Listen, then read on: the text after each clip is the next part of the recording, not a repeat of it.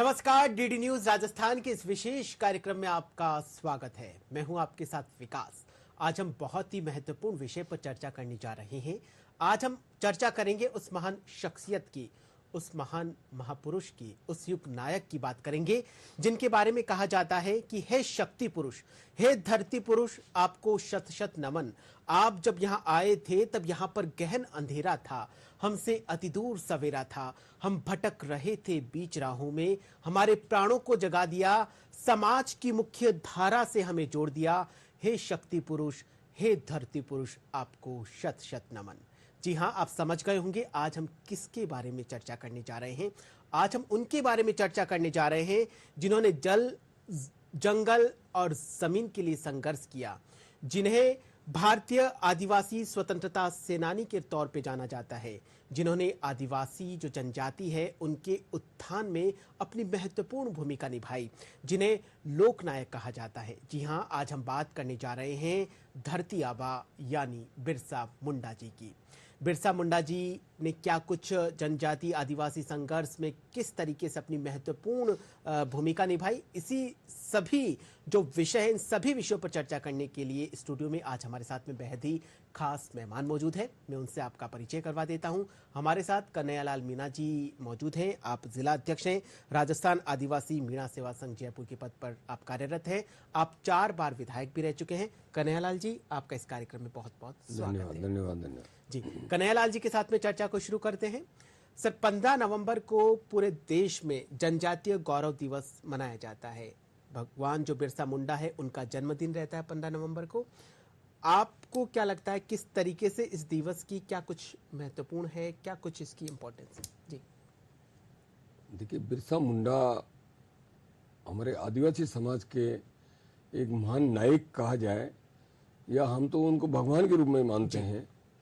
उन्होंने जो हमको दिशा निर्देश दिए उसके बारे में, उस व्यक्ति की जब इतिहास को पढ़ते हैं, उनके बारे में जानकारी करते हैं, तो पता लगता है उस व्यक्ति ने कितनी यातनाएं झेल करके भी हमारे वहाँ के जो जागीरदार थे, जो भूमिहर लोग थे, उन्होंने जो आदिवासियों के साथ में जो यातनाएं आदिवासियों को देते थे, वहाँ आधे टाइम में आधे पेट भर के रोटी खाते थे। उनकी जमीनों पर कब्जा कर लिया था उन लोगों ने, जागीरदारों ने। और कब्जा करने के बाद में उनकी माताओं बहनों के साथ में जो दुराचार करते थे वो लोग, वहाँ उनके साथ में जो अत्याचार हुआ, उन सबको देख करके इस व्यक्ति ने वहाँ पर जो अत्याचार हुआ, इनको पढ़ने के लिए, बड़े इन लोगों को पढ़ने के लिए कहीं पढ़ने की इजाज़त नहीं थी, ये गरीब व्यक्तियों को या भीलों को, इनको आदिवासियों को पढ़ने का कहीं कोई अधिकार नहीं था उस समय। लेकिन उन्होंने उस समय ईसाई धर्म, अंग्रेजों के वक्त में ईसाई धर्म कबूल कर लिया।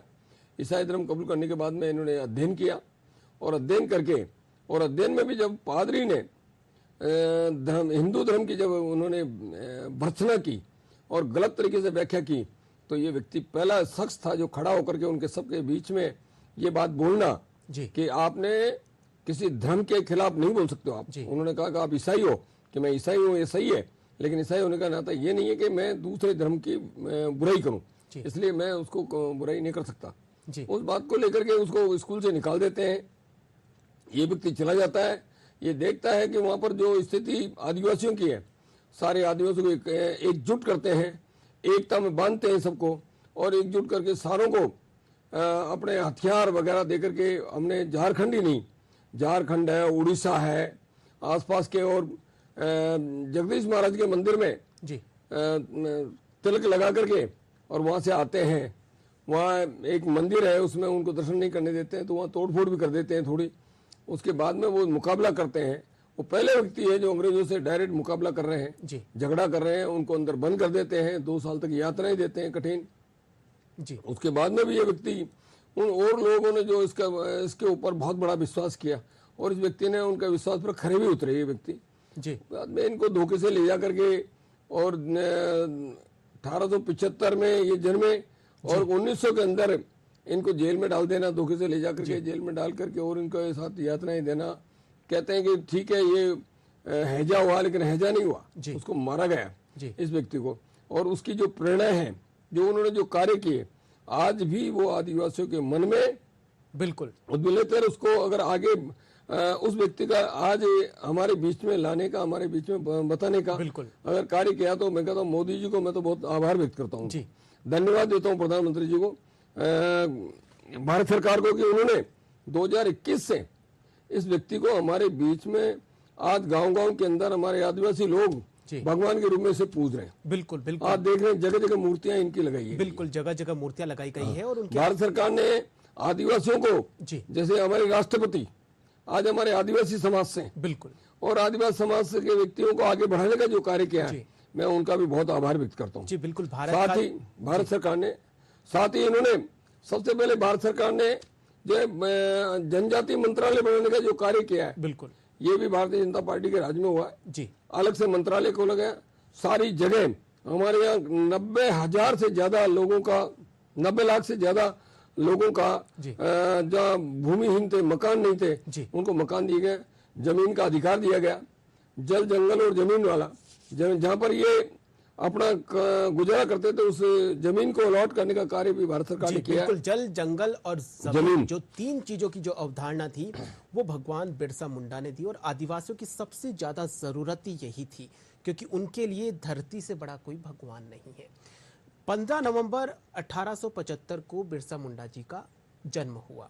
आपको क्या लगता है उनके जन्म के बाद में जो भारत था, तत्कालीन दौर की बात करी जाए तो एक तरफ तो जमींदारी प्रथा से जूझ रहा था, दूसरी तरफ अंग्रेजी हुकूमत का दबाव था, डबल लड़ाई चल रही थी उनके लिए।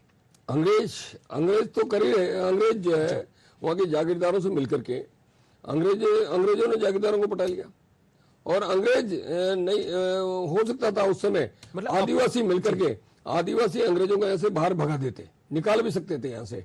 आदिवासी जो इकट्ठे हुए, लाखों की संख्या में इकट्ठे हुए, अपने जो हथियार थे, चाहे तीर नुमा जो हथियार थे, या कुल्हाड़ियाँ थी, या पत्थर के गोपियाँ होते हैं, गुलोल टाइप होते हैं, वो है, उनसे दूर से भी उन लोगों को काबू किया जा सकता था जी। लेकिन उनकी जो भी रणनीति बनती थी, उनको जागीरदारों के लोग उनके यहाँ जो काम करते थे उनसे लूपोल ले लेते थे, घेराव करके आदिवासियों को मरवाने का काम किया उन्होंने, और मरवाने का काम करने से अपनों के खिलाफ भड़का रहे थे और उनसे लड़वा रहे थे। जी, उस वक्त की सबसे बड़ी अगर बात कही जाए तो अंग्रेजों की जो पहली नीति थी, फूट डालो और राज करो।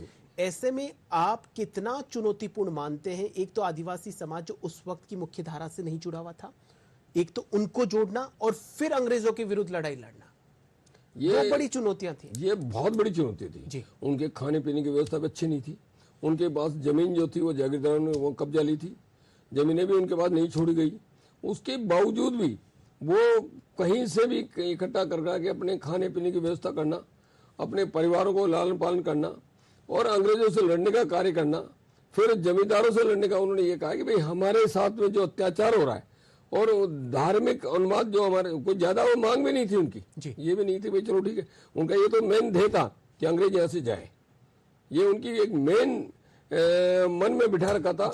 साथ ही उनकी ये मांग थी भाई हमारे साथ में जो जागीरदार जो प्रथा है, जो हमारी माताएं बहनों के साथ में गलत काम करते हैं, हमारे यहाँ के सारे दिन हमारे छोटा सा बच्चा पैदा होने से लेकर बड़े होने तक उनके खेतों में ही काम करता रहता है, उनके पेड़ों के नीचे जीवन यापन करता है, उसको कहीं रहने सहने का कोई अधिकार नहीं है, इस तरह का जो कार्य हमको इससे छुटकारा मिलना चाहिए। जी, इस तरह की जो मांग थी आदिवासियों को आगे बढ़ाने के लिए, और उसमें वो चाहते थे कि हमारे को शिक्षा मिले, हमारे लोग आगे बढ़े। हाँ, सामाजिक तौर पे, आर्थिक तौर पे, राजनीतिक तौर पे, सांस्कृतिक तौर पे, हर विकास का हर क्षेत्र में जो आदिवासी समुदाय है, जो आदिवासी जनजाति है, उनकी एक बहुत ही महत्वपूर्ण भूमिका रहे। इसलिए उन्होंने अपने, जैसा कि आपने बताया कि 25-27 साल का जो उनका जीवन रहा, पूरा समर्पित कर दिया उस चीज के लिए, समर्पित कर दिया, और सबको एक दिशा दे गए कि वास्तव में अगर एकजुट रहोगे, एक साथ रहोगे और मिलकर के अगर दुश्मन का मुकाबला करोगे तो निश्चित रूप से भगा पाओगे आप। समय भले ही उनको कम मिला, लेकिन उन्होंने गागर में सागर इतना भर दिया कि आज भी उनके आदर्श जो हैं वो जीवित है और हमें लगातार उन आदर्शों पर चलने के लिए प्रोत्साहित करते हैं। कर्नल टाड ने हमें उसके बारे में बहुत बड़ा लिखा है जी। कर्नल टाड ने जो लिखा था उसमें लिखा उन्होंने कि अगर ऐसा महान योद्धा, अगर 10 योद्धा और होते तो शायद हो सकता था हम टिक नहीं पाते कहीं भी। उन्होंने भी बहुत बड़ी उसमें अपने लेख में लिखा है उन्होंने, कर्नल राड ने, कि ये बहुत बड़ी शख्सियत थी, बहुत कम समय में इतना विद्वान व्यक्ति जो सबसे टॉप पढ़ाई में भी आए, पहलवानी में भी सबसे टॉप में रहे, खेल में भी रहे, हर क्षेत्र में पारंगत व्यक्ति अगर कोई था तो बिरसा मुंडा था। निश्चित तौर पर योद्धा थे, तभी आज उनको भगवान का दर्जा मिला हुआ है और तभी हम चर्चा कर रहे हैं। और हर साल 15 नवंबर का जब भी दिन आता है तब हम जनजातीय गौरव दिवस के रूप में मनाते हैं। इस बार सरकार ने पूरे 15 दिन उन्हीं को समर्पित किए हैं। पूरे देश में हो, प्रदेश में हो, उन्हीं से संबंधित कार्यक्रमों का आयोजन हो रहा है। इसको आप किस तरीके से देखते हैं और ये जन जागरण में कितनी महत्वपूर्ण भूमिका जो है वो निभा रहा है? देखिए, सरकार ने हम आदिवासियों को आगे बढ़ाने के लिए, एक जागरूक करने के लिए, सोए समाज को आगे बढ़ाने के लिए उन्होंने ये अभियान जो चला करके जो कार्य किया, वास्तव में सराहनीय कार्य है। हमारे आदिवासी जो लोग हैं आज भी अपने स्तर पर वो झोपड़ी में रह रहा है। आज भी चाहे डूंगर पर चल जाओ, चाहे बांसवाड़ा चल जाओ, आप वहाँ स्थिति उदयपुर के इलाके में चल जाओ, आज भी स्थिति वही की वही है। आज भी वही एक ही कपड़ा उसके पास, वही नहाने को है, वही पहनने को बहुत सारे लेकिन लोगों के पास स्थिति है। लेकिन इस स्थिति को सुधारने का जो कार्य सरकार ने किया, अभी उनको जमीन का हक देने का कार्य किया है। उनको वहां पर एक जो 5 किलो अनाज प्रति व्यक्ति जो देने का कार्य किया है, खाने पीने में कोई परेशानी दिक्कत नहीं है। उनको फ्री में जांचें जो स्वास्थ्य की किए, उनकी आंखों की जांच किए, माताओं बहनों के लिए जो पैसे की केंद्र सरकार ने जो व्यवस्था की है वो वास्तव सराहनीय है। और उससे बहुत बड़ा आज शिक्षा के अंदर एकलव्य जो विद्यालय है, 500 के करीब 479 विद्यालय खोल करके, ये बहुत बड़ा हम यहाँ आदिवासियों के लिए बहुत बड़ा उपकार भारत सरकार ने किया है। बिल्कुल, एकलव्य योजना का आपने जिक्र किया, मेरे हाथ में भी कुछ रिपोर्ट्स है, उसमें जो आदिवासी समुदाय मुख्य धारा से जुड़ने की कोशिश करा, उनमें सबसे ज्यादा खून की कमी होती है। सिकल सेल एनीमिया, जो राष्ट्रीय सिकल सेल उन्मूलन मिशन है, वो आदिवासी क्षेत्रों में शुरू किया गया और उसके काफी अच्छे परिणाम भी आए, क्योंकि जो समाज है जो मुख्य धारा में जुड़ने की लगातार कोशिश करे वो इतना जागरूक नहीं है। तो सबसे पहले उनको शिक्षा और चिकित्सा मुहैया कराना सबसे पहले जरूरत रहती है। क्या लगता है? तो शिक्षा के अंदर जो है, ये एकलव्य विद्यालय खोलने से आज उनको जो घर में खाने पीने की व्यवस्था नहीं थी, आज वो बच्चे और बच्चियां वहाँ एकलव्य विद्यालयों में ठहरते हैं, विद्यालय आश्रम के अंदर वहाँ शिक्षा ग्रहण भी करते हैं। वहाँ उनको खाने का, पीने का, रहने का, कपड़े, जूते से लेकर के, जुराब से लेकर के, उनके सारे व्यवस्था सरकार की तरफ से पूरी व्यवस्था की जाती है। एकलव्य व्यवस्था में छात्रवृत्ति भी दी जा रही है। छात्रवृत्ति दी जा रही है और सरकारी नौकरियों में जो उनको प्राथमिकता दी जाती है, तो निश्चित तौर पर ये एक अच्छा इसको स्टेप माना जा सकता है। दूसरा, चिकित्सा के क्षेत्र में स्पेशल जो चिकित्सा हेल्थ जो पैकेज है वो उनके लिए घोषित किए जाते हैं। स्वास्थ्य के क्षेत्र में भी बहुत जरूरी है। स्वास्थ्य के क्षेत्र में काफी अभी अलग से एक करीब 6 लाख माताओं बहनों को और अन्य लोगों को जो एक स्पेशल तरीके से शिविर लगा करके और जांचें करवाई गई।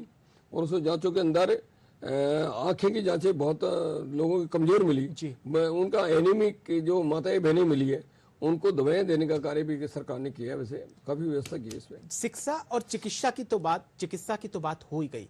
सबसे बड़ी जरूरत है कि राजनीति का जो क्षेत्र है उसमें भी अपना प्रभुत्व स्थापित हो। हमारा भी राजनीतिक तरीके से, जैसा जनजातीय समाज है उनका राजनीतिक तरीके से भी विकास हो। इसके लिए आदि कर्मयोगी पहल चलाई जा रही है।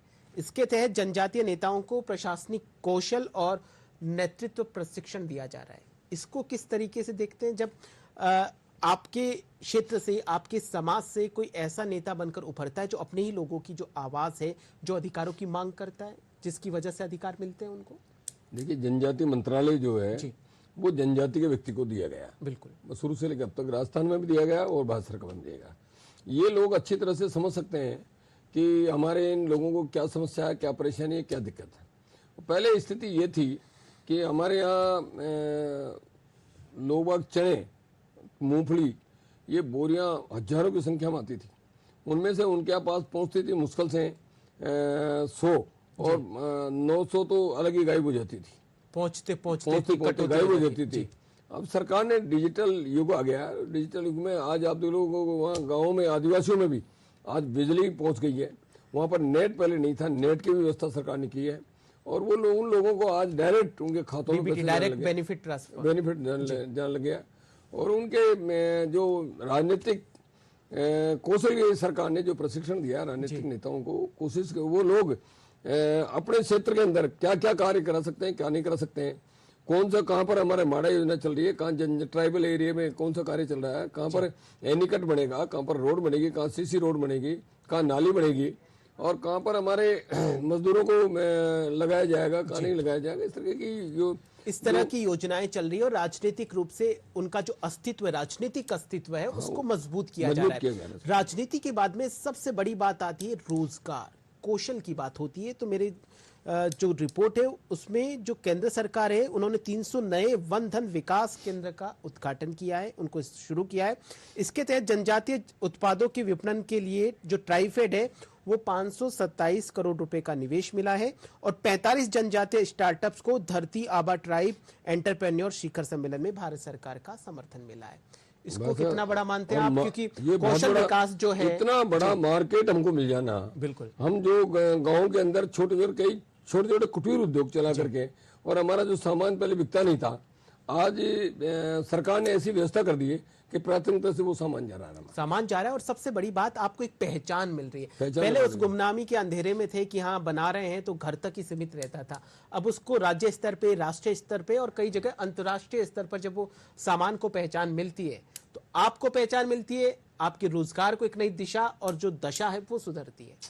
आज हमारे आदिवासियों के द्वारा जो ऊंट का सामान जो तैयार किया जाता है, वो सारा उनके माध्यम से पहले यहाँ राजस्थान तक सीमित रहता था, आज वो अंतर्राष्ट्रीय लेवल पर भी वो चला गया जी।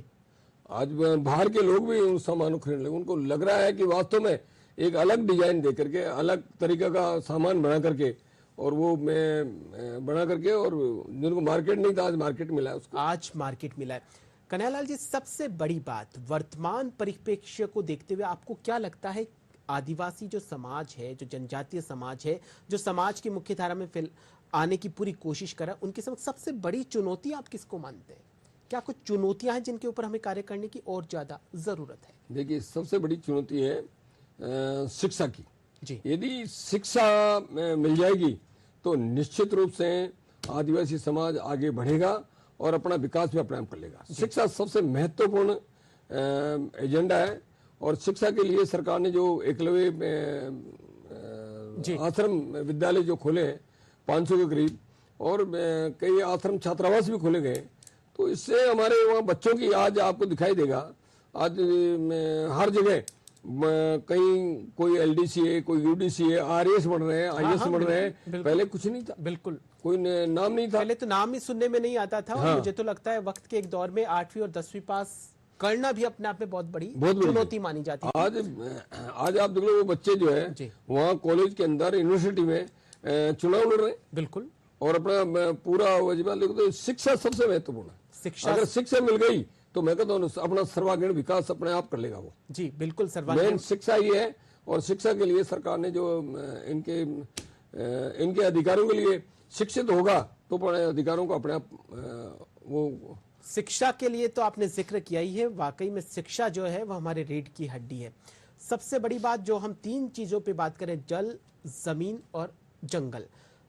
कई आदिवासी समुदाय, जो आदिवासी समाज है, जो जनजातीय समाज है, उनकी जमीनों पर अवैध रूप से कब्जा होता आ रहा था, लेकिन अब सरकार ने उनकी जमीन को जो भी अवैध कब्जा किया है उनके ऊपर कार्रवाई चल रही है। ऐसी कई योजनाएं आ गई है जिससे उनकी जमीन जो है, जो बेसिक, जो उनकी जो फंडामेंटल जो जमीन है, उसकी पूरी तरीके से सुरक्षा हो।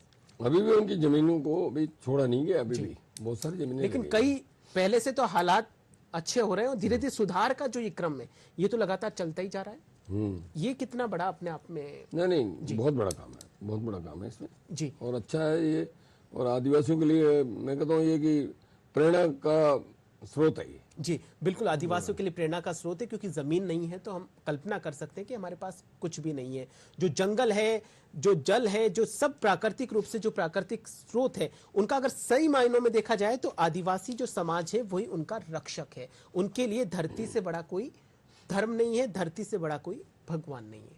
आदिवासियों के नाम से जो माइनिंग जो अलर्ट हो रही है जी, वो अलर्ट तो हो रही है क्योंकि वो वहाँ पर सर्विस करता है, काम करता है, उसके नाम से हो रही है। अब उसको बड़े बड़े लोग जो है उस पर कब्जा कर रहे हैं, उनका कोई लेना देना नहीं है उसमें, क्योंकि गवर्नमेंट ने तय कर रखा है कि 30% या 33% जो है माइनिंग आदिवासियों को अलॉट होगी। लेकिन उसमें भी तो जागरूकता की कमी है कहीं ना कहीं, जैसा वही आपने मैं कह रहा हूँ शिक्षा की वजह से। अगर मतलब अभी धीरे धीरे लोग बाग अपने आप अपने कई चीजें छुड़ाने के लिए कोशिश कर रहे हैं, जी सरकार को मोटिवेट कर रहे हैं। सारी जो कड़ियां हैं वो एक दूसरे से जुड़ी हुई, अगर एक कड़ी सशक्त होगी तो निश्चित तौर पे जो उससे जुड़ी हुई कड़ी है वो सशक्त होगी।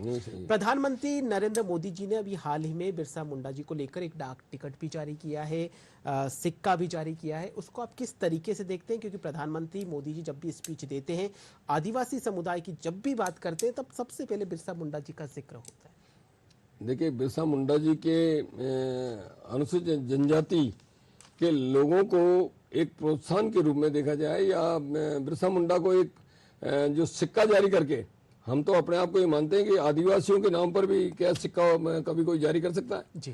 जो लोलुप्त थे 2021 से मोदी जी ने उस व्यक्ति को एक बाहर लेकर के आए, लोगों को पता लगा, हम लोगों को पता लगा। हकीकत में हमको भी इनके बारे में इतनी जानकारी नहीं थी, इतने इतिहास के बारे में जानकारी हो सकता है झारखंड तक सीमित थे, छत्तीसगढ़ तक सीमित थे, जी आगे कोई था नहीं, लेकिन लेकर के आए और उनके नाम पर जो सिक्का जारी किया इन्होंने, और उससे एक आदिवासी समाज को एक मनोबल मिलता है, उत्साह मिलता है, एक जोश का संचार होता है। सरकार हमारे को भी कुछ थोड़ा बहुत मान रही है। जी नहीं, थोड़ा बहुत क्यों, बहुत अच्छा मान रही है, मुख्य धारा में लाने की पूरी कोशिश कर रही है। और यहाँ तक कि जैसा कि राजनीति का क्षेत्र हो, शिक्षा का क्षेत्र हो, चिकित्सा का क्षेत्र हो, सांस्कृतिक क्षेत्र हो, आर्थिक क्षेत्र हो, उसमें आदिवासी समाज है, जो जनजातीय समाज है, वो अपनी एक प्रभावी भूमिका निभा रहा है।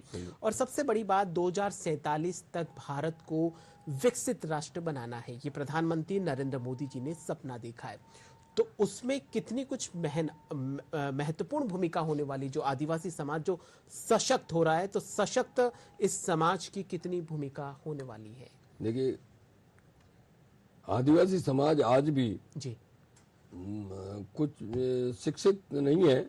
आज भी उनको जो बेरोजगार की स्थिति है, आज बेरोजगार की स्थिति में इधर उधर भटकना पड़ रहा है। जी ये सही है कि कुछ आज भी हमारे आदिवासी भाई जो है अपनी बेटियों को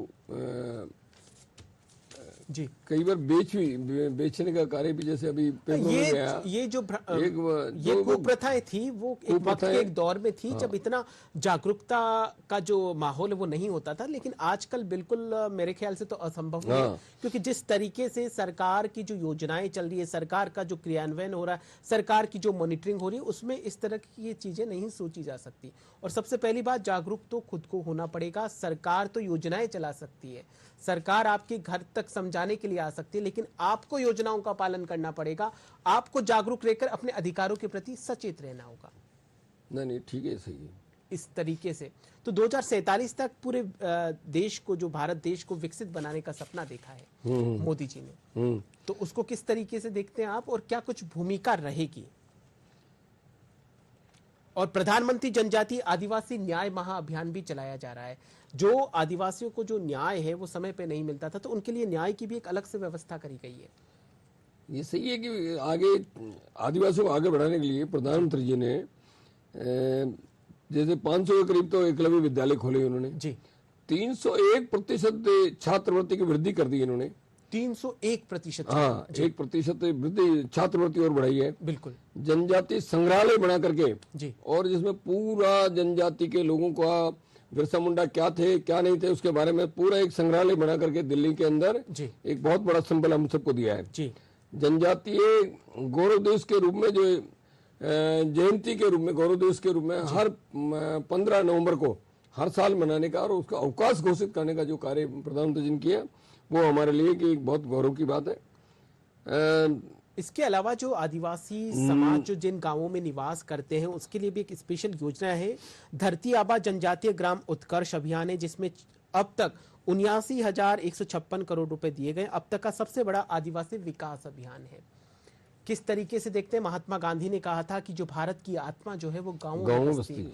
तो गांवों का उत्थान होना राष्ट्र के उत्थान में किस तरीके से बहुत महत्वपूर्ण भूमिका निभा पा रहा है?